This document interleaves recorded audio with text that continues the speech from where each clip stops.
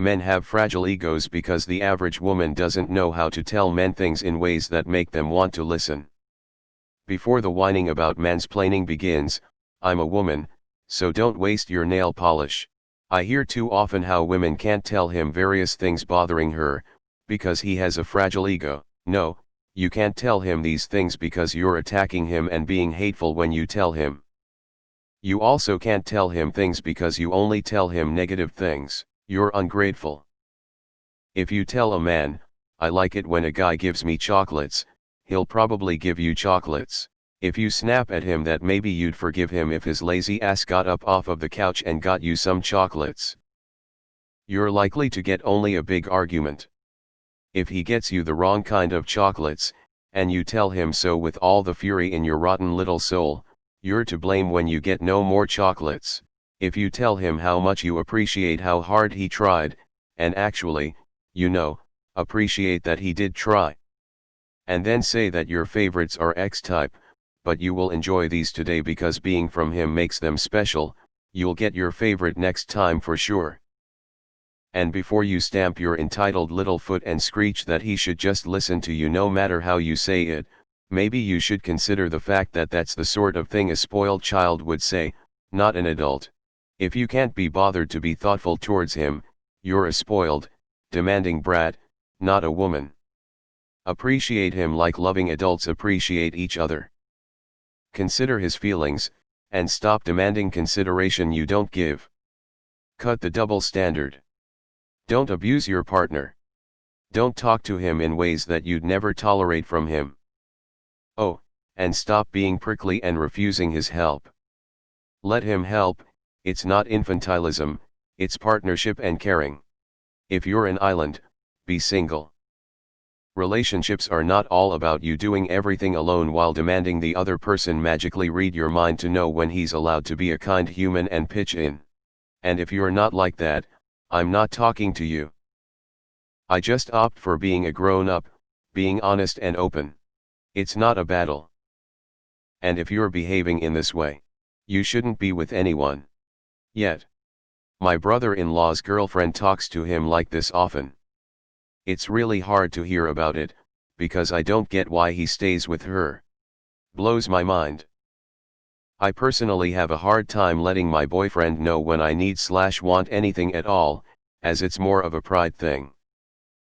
But over the years I just scrunch my face and tell him in a funny voice like Bub, I think I'd really like this, and he just laughs and complies.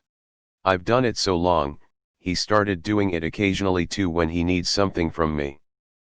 The way we communicate our wants or needs might be a little weird to other people, but it sure as hell beats screaming and demeaning the other person. Edit, thanks kind stranger for the award. So literally being a mature adult lol. R/oddly specific. Op is angry at someone specifically he. The key issue is a lack of communication due to some weird sense of pride or anxiety.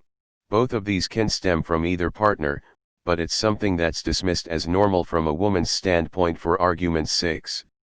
I know we are all familiar with. She's just having her time of the month. I'll wait till you're done PMSing. As a responsible adult, I hope those in a relationship could notice toxic traits like that and seek professional help. Last time I checked, people aren't capable of reading minds, and your intentions weren't what you said or acted out. While I agree that some women are just bitchy and don't want to know how to communicate with men, I do want to add that some men have the exact same problem. My husband will get moody and pissed off if I approach him with a "Hey hun, it's garbage day tomorrow." He said it was naggy, so I asked him how I should tell him these things. The next time, I followed his advice verbatim. He still got bitchy. I again asked how to better approach this, and he gave me a new wording. It happened again. No matter what I try, he takes everything as an attack or insult, even when I literally quote his exact words back to him. Some people, both genders, really do have fragile egos. Nothing to do with men or women, just people not communicating well because of insecurities. I agree with your message. Be a good kind human being basically. Don't be abusive. Be open and communicate your needs. These are universal concepts and apply to both genders and are universally deemed as good behavior. So yes, good overall message. However, there is no need to belittle other women. You clearly type this in a way that comes off as quite demeaning towards certain behavior that you tie to women, aka apparently stamping our little entitled feet. There is no need to make childish remarks like that to get a point across regardless of gender. You do not need to talk down to people, which is exactly what you did. Giving opinions is great and your content has good points, but you sort of made the tone quite belittling towards females, and I don't think that is the way to go. If you wouldn't speak to a man in a demeaning way, then please don't do it to women. It just seems a bit ironic and hypocritical given the content you just wrote. A wise man once said that a properly balanced couple creates a light that shines to all those nearby. Who's really in charge in a marriage? He asked. The light is in charge. When one, or both, partners aren't contributing properly, then the light dims. The right question to ask is, how can I helpfully maneuver us to balance, not blaming your partner or yourself.